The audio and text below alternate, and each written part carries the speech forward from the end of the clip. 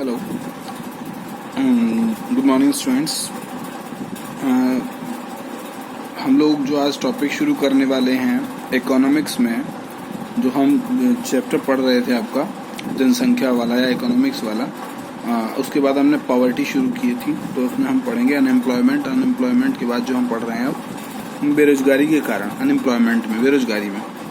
तो बेरोजगारी के कितने कारण हैं? बेरोजगारी के 3 कारणों के बारे में हम इस टॉपिक में डिस्कस कर रहे हैं। पहला है दोषपूर्ण शैक्षिक ढांचा, यानी कि बिना सही सलामत शैक्षिक ढांचा, यानी कि शिक्षा व्यवस्था का ठीक ना होना, ऐसे समझिए आप, शिक्षा व्यवस्था का ढांचा सही ना होना। दूसरा, प्राकृतिक एवं पूंजीगत साधनों की अपर्याप्तता, यानी कि पूंजीगत पैसे और प्राकृतिक साधनों की अपर्याप्तता, दोनों की अपर्याप्तता, साधन नहीं हमारे पास। तीसरा, पूर्वाग्रह से ग्रस्त सामाजिक ढांचा। पूर्वाग्रह मतलब पुरानी सोचों से ग्रस्त सामाजिक ढांचा हमारा है कि वो वही करेगा, ऐसा नहीं करेगा, हम क्यों करें। ऐंठ में आ जाते हैं ना लोग, कह रहे हम तो ऐसे हैं, हम ये काम क्यों करेंगे, हम छोटा काम क्यों करेंगे, हम बड़ा काम ऐसा क्यों करेंगे, वो सारी चीज़ें पूर्वाग्रह। तो इसमें पहला पॉइंट हम पढ़ते हैं दोषपूर्ण शैक्षिक ढांचा। बेरोजगारी का एक कारण दोषपूर्ण शैक्षिक ढांचा भी है, क्योंकि वर्तमान युग मशीनों का युग है। ठीक है, यहाँ टेक्नोलॉजी के बारे में हमें कुछ नहीं सिखाया जाता, किताबी ज्ञान ज़्यादा पेला जाता है। इसमें कुशल एवं प्रशिक्षित व्यक्तियों की आवश्यकता होती है, यानी कि जो ट्रेंड हैं और जो एक्टिव हैं, कुशल हैं, कार्य करने में अच्छे हैं, प्रशिक्षित हैं, व्यक्तियों की आवश्यकता होती है। हमारी दोषपूर्ण प्रणाली के कारण हमें अच्छे श्रमिक नहीं मिल पाते, क्योंकि हमारे यहाँ प्रैक्टिकल्स कम सिखाए जाते हैं, थ्योरी बेसिस ज़्यादा कहानी चलती है। इसलिए हमारे यहाँ उस तरीके के ट्रेन टीचर्स या ट्रेन जो एम्प्लॉयमेंट वाले लोग हैं वो नहीं मिल पाते। नेक्स्ट, प्राकृतिक व पूंजीगत संसाधनों की अपर्याप्तता। कोई भी देश प्राकृतिक व पूंजीगत संसाधनों के द्वारा ही विकास कर सकता है। इन संसाधनों के अभाव में कोई भी देश प्रगति नहीं कर सकता। इसके परिणाम क्या होता है? बेरोजगारी बढ़ती है। प्राकृतिक और पूंजीगत मैंने बता दी, कुछ पैसे से, कुछ नेचुरल संसाधनों की अपर्याप्तता। नेक्स्ट टॉपिक है पूर्वाग्रह से ग्रस्त सामाजिक ढांचा, यानी कि पुरानी सोच से। जब सामाजिक ढांचा पूर्वाग्रह से घिरा होता है तो श्रमिकों को रोजगार के अवसर बहुत कम मिलते हैं और वह बेरोजगार कहलाते हैं या बेरोजगारी बढ़ाते हैं। ठीक है, ये होता है सामाजिक ग्रस्त। नेक्स्ट टॉपिक इसमें हम देखते हैं बेरोजगारी को दूर करने के कुछ उपाय।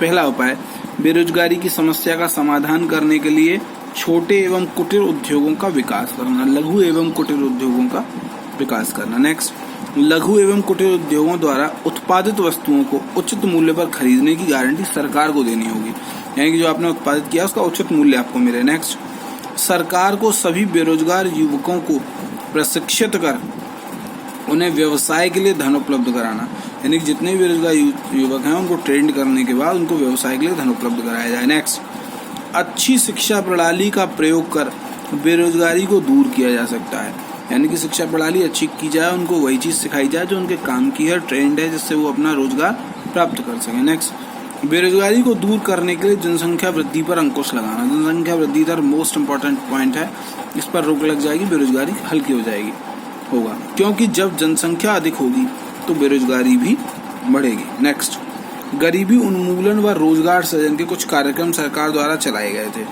जिसमें मनरेगा को आप जानते होंगे, राष्ट्रीय कौशल विकास मिशन एजेंसी, जैसे आप जानते हैं पीएम जो अभी चल रहा है कौशल विकास मिशन, ठीक है, प्रधानमंत्री रोजगार सृजन कार्यक्रम, स्वर्ण जयंती शहरी रोजगार कार्यक्रम, स्वर्ण जयंती ग्राम स्वराज कार्यक्रम, दोनों हैं, एक शहर के लिए, ग्राम के लिए। ठीक है, राष्ट्रीय शहरी आजीविका मिशन, राष्ट्रीय ग्रामीण आजीविका मिशन, प्रधानमंत्री रोजगार सृजन कार्यक्रम, महात्मा गांधी राष्ट्रीय ग्रामीण रोजगार योजना और राष्ट्रीय कौशल विकास एजेंसी। ये 7 पॉइंट हम गरीबी उन्मूलन यानी गरीबी खत्म करने के लिए चलाते हैं। इसमें पहला पॉइंट जो है हम देखते हैं क्या है, स्वर्ण जयंती शहरी योजना। इसमें इस योजना का प्रारंभ दिसंबर 1997 में किया गया। शहरी निर्धनों को रोजगार स्थापित करने के लिए वित्तीय सहायता प्रदान करना, यानी कि जो शहरी निर्धन है उनको रोजगार स्थापित करने के लिए पैसे की सहायता प्रदान करना व रोजगार सृजन हेतु उत्पादक परिसंपत्तियों का निर्माण करना, रोजगार के सृजन के लिए उत्पादक परिसंपत्तियों का निर्माण करना इस योजना का मुख्य उद्देश्य था। इस योजना में खर्च का अनुपात यानी कि व्यय का अनुपात केंद्र सरकार एवं राज्य सरकार का 75:25 होगा। यानी 75 केंद्र सरकार देगी तो 25 राज्य सरकार देगी। तथा पूर्वोत्तर एवं विशेष श्रेणी के राज्यों, पूर्वोत्तर क्षेत्र के राज्यों और विशेष श्रेणी के राज्यों में से जैसे असम, मेघालय, मिजोरम, नागालैंड, सिक्किम, त्रिपुरा, हिमाचल प्रदेश, अरुणाचल प्रदेश, उत्तराखंड में इनका अनुपात 90:10 का होगा, यानी 90% केंद्र सरकार और 10% राज्य सरकार देंगी। इस योजना के अंतर्गत 2 योजनाएं प्रचलन में है। पहली USEP यानी कि शहरी रोजगार कार्यक्रम, और दूसरा शहरी मजदूर रोजगार कार्यक्रम, यानी कि ये तो शहरी हो गया, ये शहरी मजदूर हो गया। ठीक, ये 9वीं कक्षा तक के विद्यार्थियों के लिए चलाया जाता था शहरी मजदूर वाला। दूसरा पॉइंट, शहरी स्वर्ण जयंती ग्राम स्वरोजगार, वो शहरों के लिए थी, ग्राम के लिए। यह योजना गांव में रहने वाले गरीबों के लिए एकमात्र स्वरोजगार योजना थी। ठीक, यह 1 अप्रैल 1999 को लागू की गई। इस योजना में पहले से चली आ रही योजनाओं का विलय कर दिया गया। इस योजना का उद्देश्य 3 वर्ष की अवधि तक, यानी कि 3 साल तक गरीबी रेखा से नीचे जीवन यापन करने वाले लोगों को गरीबी रेखा से ऊपर ले जाना था। इससे कम से कम 50% अनुसूचित जाति जनजाति SC ST, 40% महिलाएं और 3% दिव्यांगों के विकास का लक्ष्य बनाया गया। ठीक है, ये इसका टारगेट था। नेक्स्ट आते हम शहरी राष्ट्रीय आजीविका मिशन। इस योजना का विकास 12वीं पंचवर्षीय योजना के दौरान किया गया, आवास एवं शहरी मंत्रालय द्वारा किया गया। इस योजना का प्रमुख उद्देश्य कौशल प्रशिक्षण यानी कि ट्रेंड करना, उद्यमशीलता विकास, शहरी गरीबों को मजदूरी एवं रोजगार के अवसर उपलब्ध कराना था। ठीक है, शहरी आजीविका यानी शहर में रहने वाले लोगों की आजीविका के लिए ये योजना चलाई गई। नेक्स्ट, राष्ट्रीय ग्रामीण आजीविका मिशन। ग्रामीण क्षेत्रों के लोगों को रोजगार प्रदान करने के लिए केंद्र सरकार ने 3 जून 2011 को राजस्थान जिले में इस मिशन की शुरुआत की। राजस्थान में शुरुआत हुई थी राष्ट्रीय ग्रामीण आजीविका मिशन।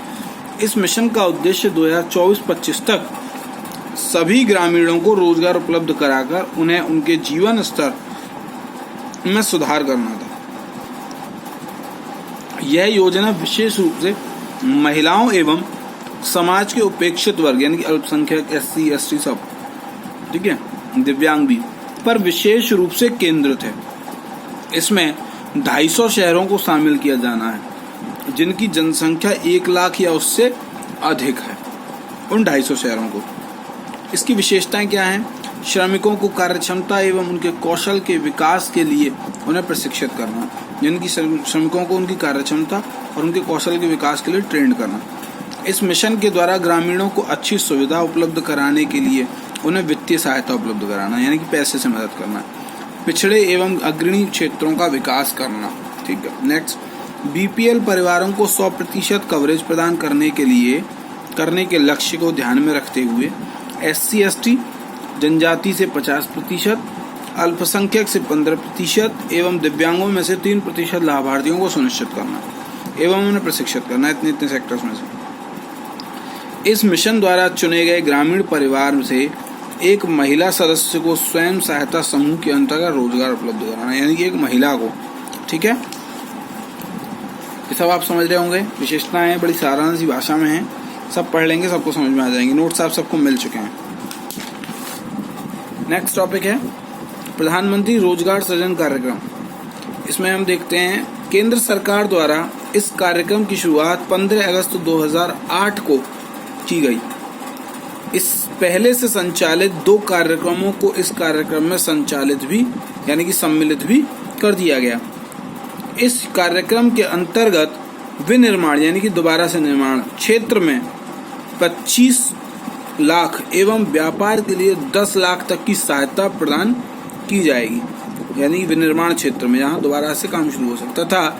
इसमें आयु सीमा का कोई बंधन नहीं रहेगा। शहरी क्षेत्र में कितना 25 और व्यापार के लिए 10 लाख, तो विनिर्माण क्षेत्र में 25 और व्यापार के लिए 10 लाख रुपए की सहायता प्रदान। सामान्य श्रेणी के लाभार्थियों को परियोजना लागत का 10% एवं अनुसूचित जाति जनजाति अन्य पिछड़ा वर्ग महिला दिव्यांग के लाभार्थियों को इस परियोजना का 5% वहन करना होगा। जनरल करेंगे 10%, बाकी सब करेंगे 5%। सूक्ष्म एवं मझोले उद्यम यानी कि मीडियम उद्यम मंत्रालय द्वारा चलाया जाने वाला कार्यक्रम PMEGP प्रधानमंत्री ठीक है, ध्यान रखिएगा। रोजगार कार्यक्रम यही है, ऋण से जुड़ा है।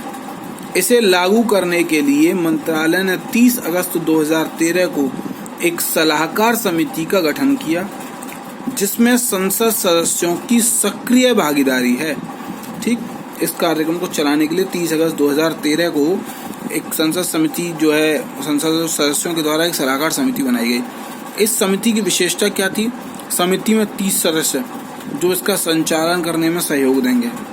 दूसरा, समिति राज्य सरकार, खादी एवं ग्रामोद्योग एवं बैंकों सहित अन्य एजेंसियों के संबंध बनाएंगी। ठीक है। नेक्स्ट, मनरेगा और राष्ट्रीय कौशल विकास मिशन। मनरेगा मुझे लगता है शायद उतना पढ़ाने की आवश्यकता नहीं है, मैं पहले पढ़ा चुका हूँ। प्रधानमंत्री मनमोहन सिंह द्वारा 2 फरवरी 2006 को आंध्र प्रदेश के अनंतपुर जिले के वंदनापल्ली गांव में इसकी शुरुआत हुई थी। किस नाम से? राष्ट्रीय रोजगार गारंटी योजना का नाम दिया गया था। प्रधानमंत्री मनमोहन सिंह द्वारा 2 फरवरी 2006 को आंध्र प्रदेश के अनंतपुर जिले के वंदनापल्ली गांव में राष्ट्रीय रोजगार गारंटी योजना के नाम से इसका शुभारंभ किया गया। इसके अंतर्गत एक व्यक्ति को एक वर्ष में 100 दिन का काम दिया जाने का उद्देश्य था। वर्ष 2009 में इसका नाम परिवर्तित करके महात्मा गांधी राष्ट्रीय रोजगार योजना कर दिया गया। 300 जिलों में लागू की गई 2007-08 में। ठीक, और राष्ट्रीय कौशल विकास मिशन, इसके अंतर्गत युवाओं के कौशल और विकास को जो है निखारा जाता था। जून 2013 में इसकी शुरुआत की गई थी। प्रधानमंत्री कौशल विकास परिषद और राष्ट्रीय कौशल विकास समन्वय बोर्ड इसके संचालन करता है। ठीक है, यहाँ तक आपको ये सारी चीजें समझ में आ गई होंगी। ये चैप्टर जो जनसंख्या वाला या जो इकोनॉमिक्स वाला आपके टॉपिक में पढ़ रहे थे, वो यहाँ तक वो टॉपिक्स क्लियर हो चुके हैं। आगे जो भी इकोनॉमिक्स है वो अभी आपके सिलेबस में नहीं है, तो जो भी होगी वो आपको आगे पढ़ा दी जाएगी। नेक्स्ट, इसके बाद हम जो मुद्दे पढ़ेंगे वो पढ़ेंगे सांप्रदायिकता और आपके जातिवाद। Next, thank you.